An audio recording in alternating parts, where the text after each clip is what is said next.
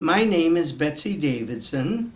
My maiden name was Goldberg. I am originally from St. Paul, Minnesota, and we were fortunate to come to Omaha, Nebraska for a family business furniture store here, and we stayed on. We have thoroughly enjoyed the community, and this is home.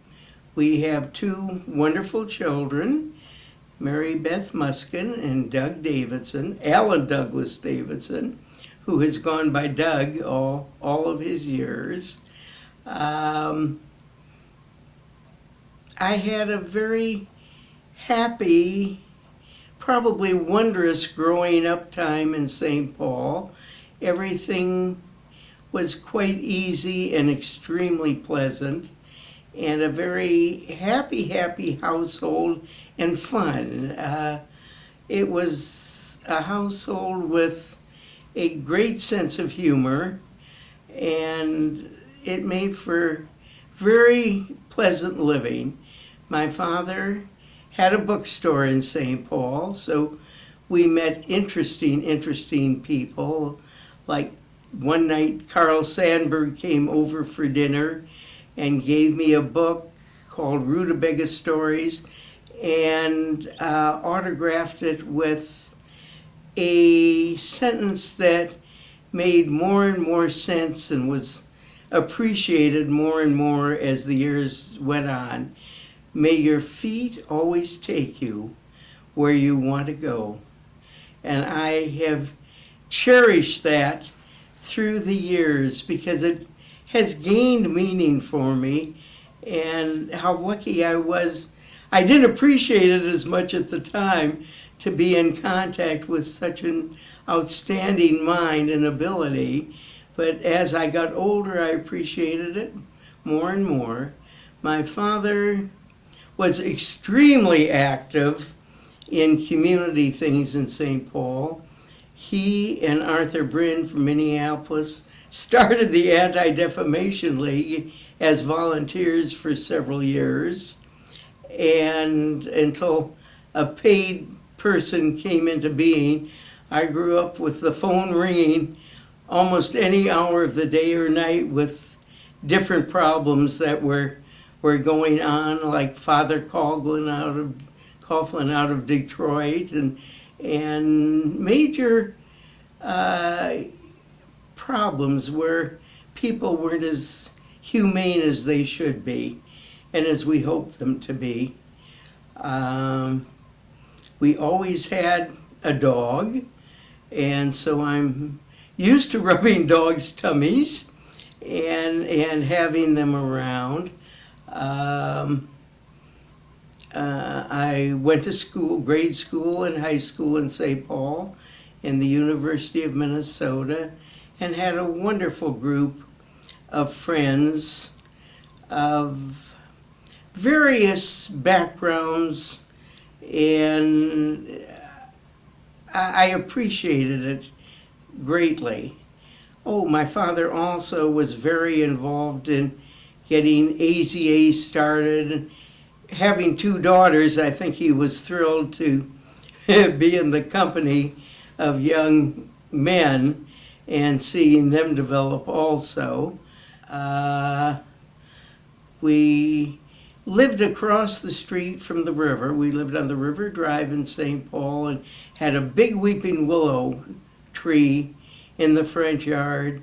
And I spent many an hour under the tree looking down towards the river and reading books, and just a very quiet, peaceful life until actually probably the Second World War. And I think we were not quite as surprised as some of the other people.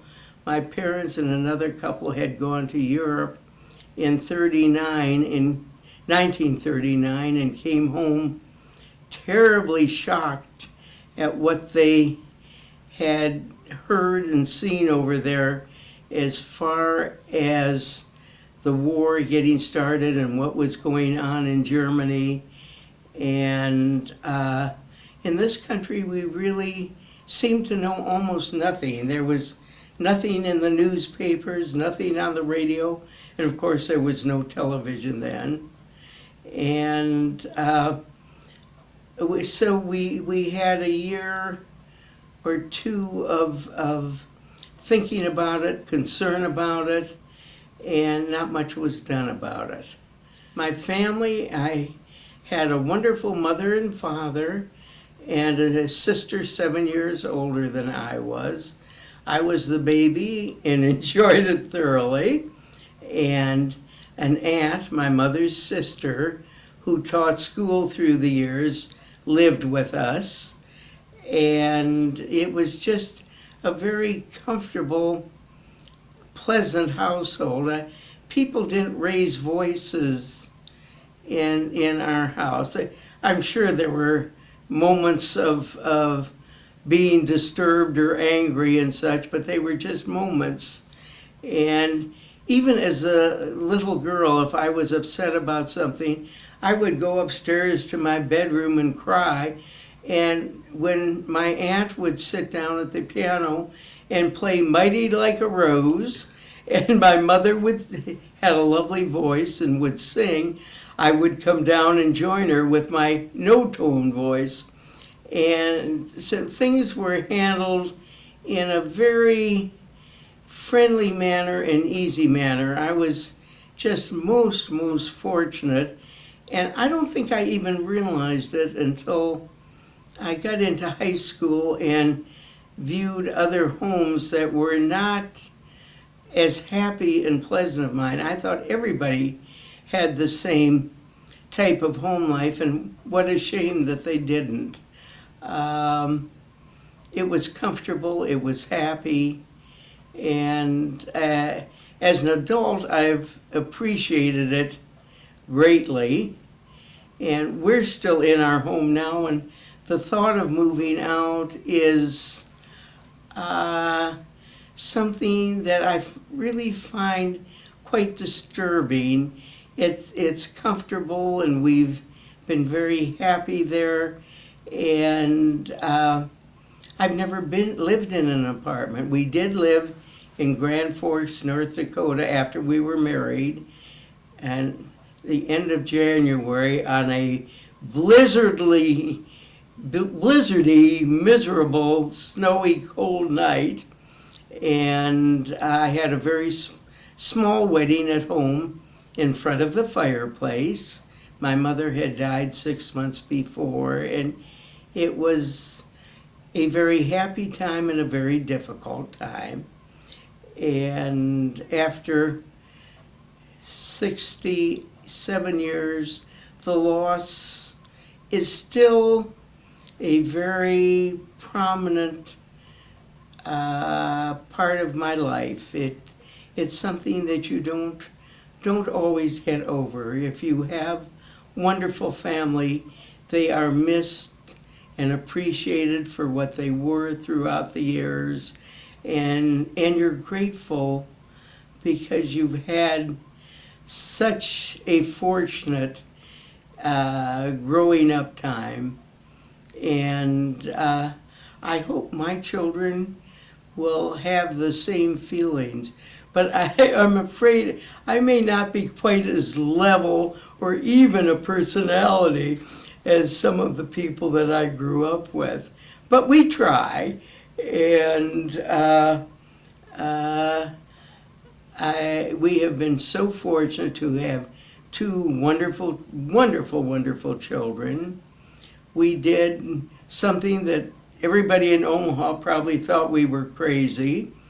Our daughter, Mary Beth, was in Pennsylvania at school at the time, and practice teaching, and Doug was still in high school. And we went with a very small group to Afghanistan for a month. Everybody said, why? Because we wanted to, and we wanted them to see what was going on in the rest of the world and what some of the other children had and even more so, didn't have while growing up, and be so appreciative of their good luck to be born in the United States and have a comfortable, happy home. It was really quite an experience. Mary Beth was in one of the schools, and the children said, "Ms. Davidson, is Afghanistan as far away as Nebraska?" And her reaction was, "Even further." And so she was able, I think, to communicate a little of what she had absorbed to them, to give them a little wider world, an experience for the children that were so limited in what they had seen and were exposed to. And to this day, we're still friendly with several of the Afghans, and many of them were part of the government there, which has been most difficult, and they were forced to leave, and they are in this country, and the adjustments have to be so great for them. The things that we take so much for granted, the whole world does not have, and how lucky we are to live the lives that we do, and you hope it's appreciated. I met my husband when I was at the University of Minnesota.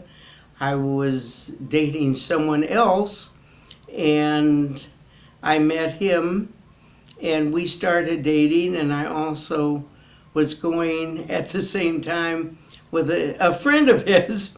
And so Friday and Sunday night of one week would be with one of the fellows, and Saturday would be with the second, and the next week I would reverse it.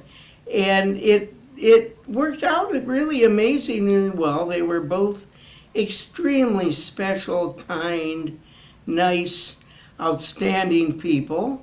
And 4 years of this went on, and then during the fall of one year, I was in pre-law, and I canceled out of school. My mother, surprisingly, who had been in such good health, developed colon cancer, and I stayed home for 9 months to care for her. I had never done anything much up until that point, and I really, in short order, learned to run a house and cook meals and get groceries, and how to give a hypodermic painkiller, and things like that. And I've never been sorry. It was a very special, close time in my life, and I was so glad that I was there to be able to manage things a little bit, and to sort of get through it. Not easily, and it's still very, very clear and well remembered, but I wouldn't have given it up for anything. We became even closer than we had been. My sister was married and living in Chicago and expecting her first child, which my mother did not get to see or know, and how unfortunate. And my sister is now gone also, but she had a wonderful husband and 3 extremely outstanding children that we're all close to, and my children are very close to her 3 children, and we're very grateful about that. When I was still in college, that last year that I was there, I joined the League of Women Voters. It sounded most interesting, and it was. I have been up until recently, a fairly active member for 68 years. It's amazing. It went by very rapidly, and if I had the opportunity, I would do it again. I think it's a wonderful organization, and I was involved in the Temple Sisterhood in Minneapolis a bit, and started a group to take care of new people that came to town. We had lived in St. Cloud, Minnesota for several years, and I realized what it was to be a new person in the community. And so I went out of my way to have people in for dinner, to meet others, and become a part of the community. And unfortunately, most of the people never invited any of them back. They enjoyed them thoroughly, but never quite got around to bothering with them. And the needs are so great for new people in a community. We found when we moved to St. Cloud, my mother had been born and raised there. Grandpa Zach and Grandma Zach lived there. And it was an awfully nice community. And I, with another woman, helped organize the Cancer Society up there, and the League of Women Voters again came in, and we got that started, and a few other groups, and then moved to Minneapolis for a few years before we came down to Omaha, which has been home for 67 years, I think. No, not 67. It would have been about 59, 60 years that we've been here. And as Barbara Taxman's mother always said, the Davidsons, they're the newcomers. Well, we've been newcomers for quite some time and have enjoyed it thoroughly. And I did the city drive for the Cancer Society and the Heart Fund, and all those blocks, and getting people to cover them and go door to door to collect.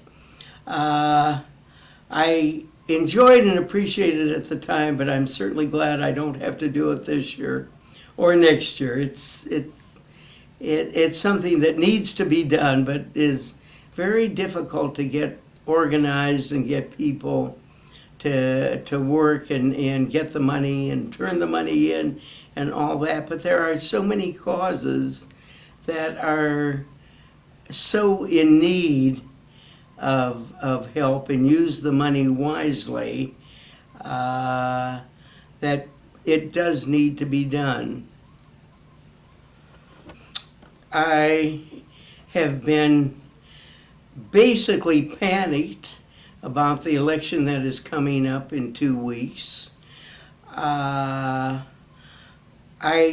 can remember hearing about Donald Trump 40, 50 years ago, and he was, in our thinking, a rotten apple, and a no good rotten apple even back then.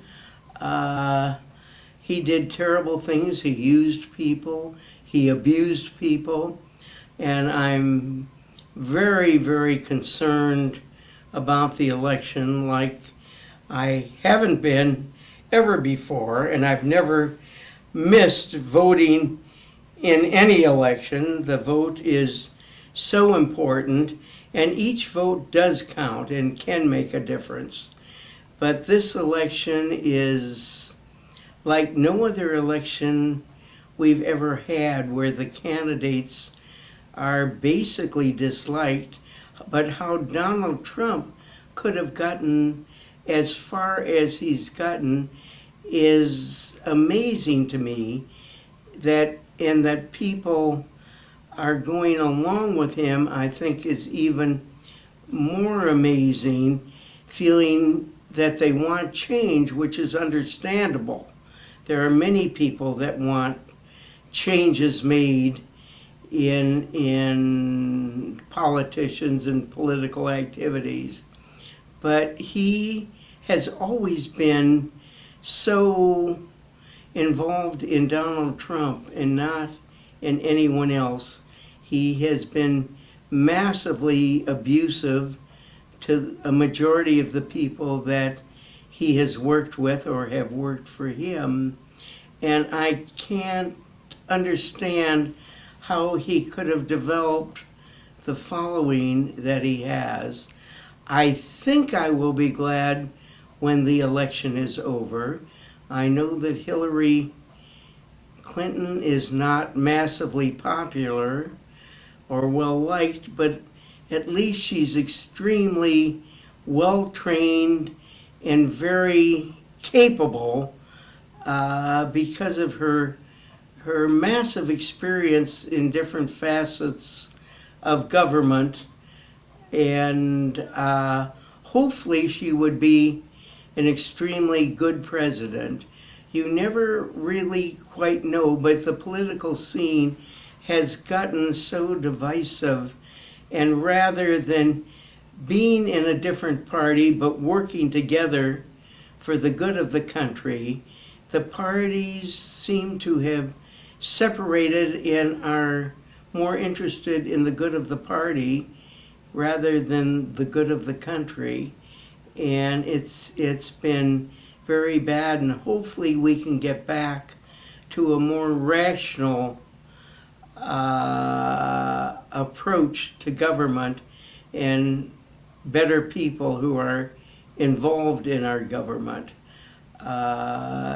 It's very, very difficult, and the majority of people probably do not want to get involved, which is understandable, but they are desperately needed. And so we'll keep our fingers crossed and hope that all will be well. We're so fortunate. Our daughter has 3 children. Her youngest, a son in Austin, Texas, Zach Muskin, and the 2 girls, Emily Muskin and Ann Muskin Brower, are in Cleveland, Ohio. And I wish they would move them all closer. Doug's son, Austin, is in, he should be in Austin with his cousin, but he's in Jacksonville, Florida. And Michelle is in college. And we miss all of them. They've run away from home, and we want them back. And we're so fortunate they make a point of getting here every several months to see us and to visit. And we are so appreciative that they have been brought up. The children call us usually at least once or twice a week. Mary Beth started it when their children were small, and Grandma Lena Grossman was in the nursing home, and they would go to see her once and twice a week, and they got in the habit of calling their grandparents. And even if it didn't have to be a long conversation, it could just be, "Hi, how are you? I'm doing such and such, and we love you." And all of the children have found it very easy to see us, to kiss us, and to say, "I love you." And that has been so important. And everyone calls, usually at least once, quite often twice a week. And we have conversations about what they're doing and about what we're doing. And of course, we're doing less and less. And we have been so fortunate in that they are all very special children, but mainly they're very, very kind and very thoughtful. And it's worked out well in that we had a girl from Afghanistan stay with us for 3 months while she went to school. And we have been fortunate enough to get to China 3 times and to take our 2 oldest granddaughters on one trip. And we have a family there that we have become very close to. The son was here at the university, and we met him and started having him in, and we had his wedding at our house, and we've had several Muslim weddings at the house, and the house is sort of filled with what other people might think of as strange things, but we have enjoyed thoroughly, and the children have loved, and there's usually activity going on, and things like Wang Xi, who was from China, a surgeon, and was doing an extra PhD here and is now at the University of Minnesota, was married at our house. But we saw a great deal of him while he was here before he went to National Institute of Health. And I got a call one day from him saying, "Miss Betsy, my parents are coming to visit you." And of course his parents didn't speak one word of English.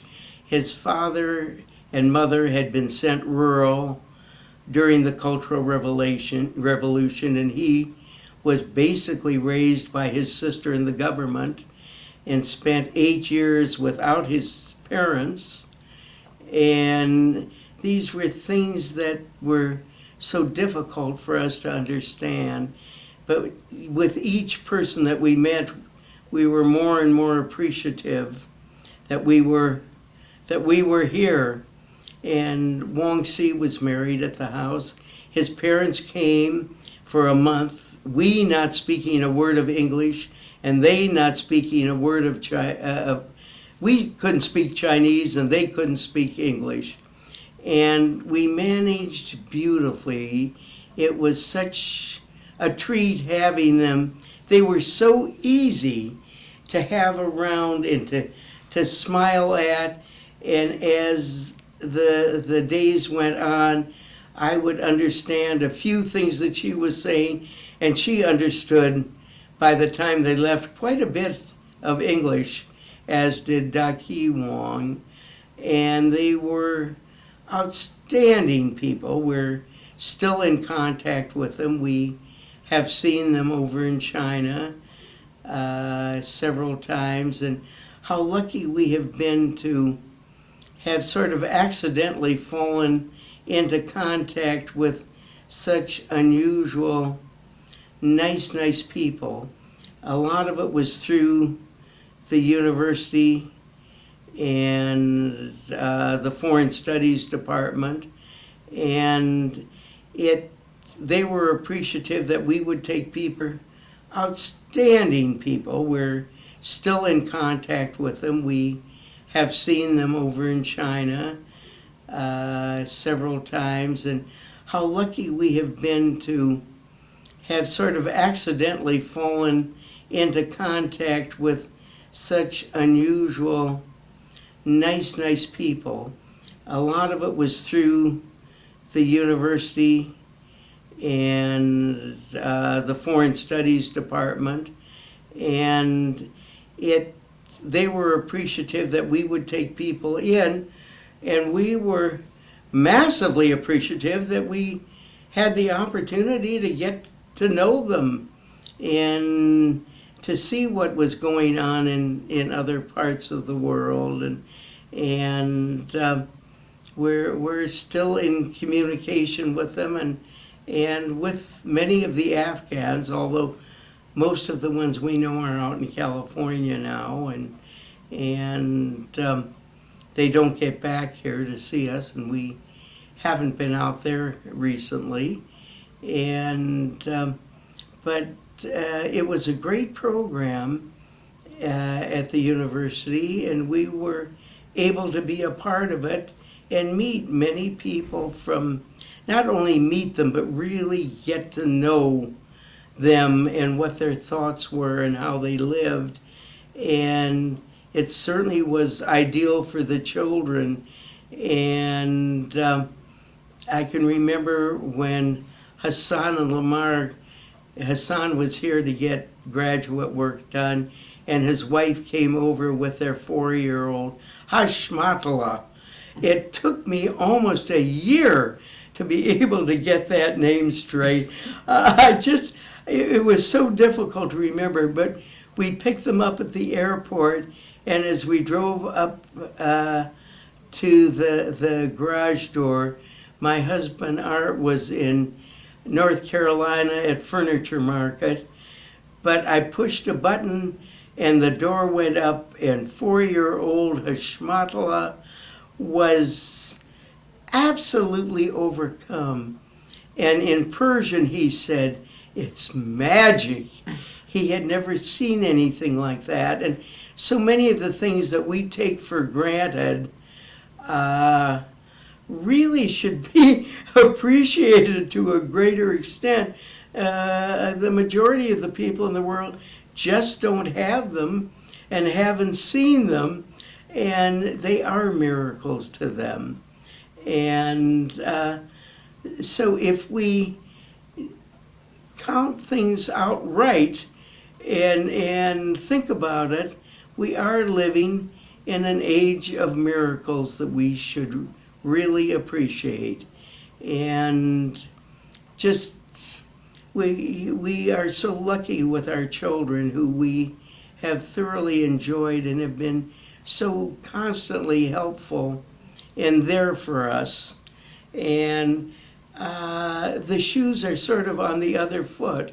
What we had done earlier, they are now taking over and doing for us in a different way, but to a great extent.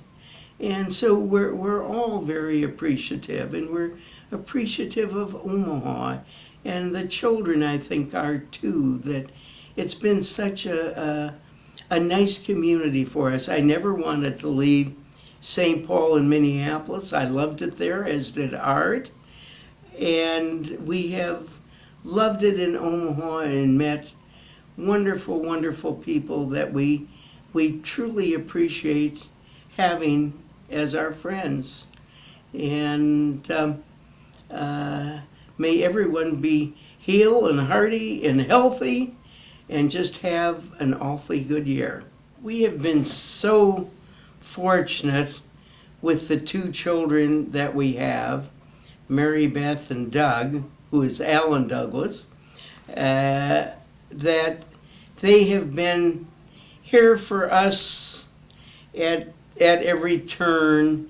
And I mean, how lucky we are to have them in Omaha and not in Timbuktu or even New York or Tulsa. And they're both in town and have been exceptionally wonderful and do so much for us and are so helpful. And there's always a telephone call and I hate having them call while they're driving, but I certainly appreciate hearing their voices and their kindness and their sweetness and getting us together. And just if we need anything, they are there for us. And to them I say, thank you so much. I can't tell you how much we appreciate your kindnesses and your sweetness and your just being you for both of you. We were very, very lucky. We enjoyed you at birth. We enjoyed you in childhood. We enjoyed you through grade school and high school and college. And as adults, how lucky we are to have 2 such sensational children in our lives. There aren't arguments, there aren't things that people fuss about that much, except my extra amount of groceries maybe that I have in the house, but I can handle that. And it's been a lovely life, and we appreciate it, but most of all, it's because of the 2 children and our wonderful grandchildren, Mary Beth with 2 sensational daughters, Anne and Emily, and Zachary, their son, and Doug and Juanita with Austin and Michelle and Brandon and Brian from a previous marriage of Juanitas. We have just been so fortunate, and believe me, we do appreciate it. Thank you.